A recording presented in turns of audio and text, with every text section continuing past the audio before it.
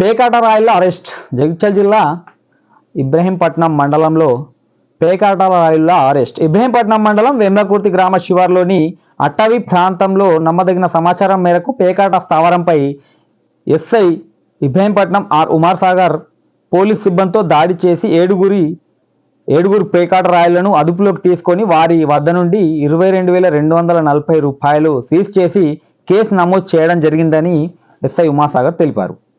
Right, అక్కడ పేకాట ఆడుతున్ననే విషయం వారికి సమాచారం అందగానే వారు తెలుసుకున్న సమాచారాన్ని వెంబడి అక్కడికి వెళ్ళి వారిని ఒక 7గురిని అయితే అరెస్ట్ చేయడం అనేది వార్త అయితే వచ్చింది. అలాగే చూసుకుంటే ఇంకోటి, నిన్న ఎమ్మెల్యే కోరుట్ల మాజీ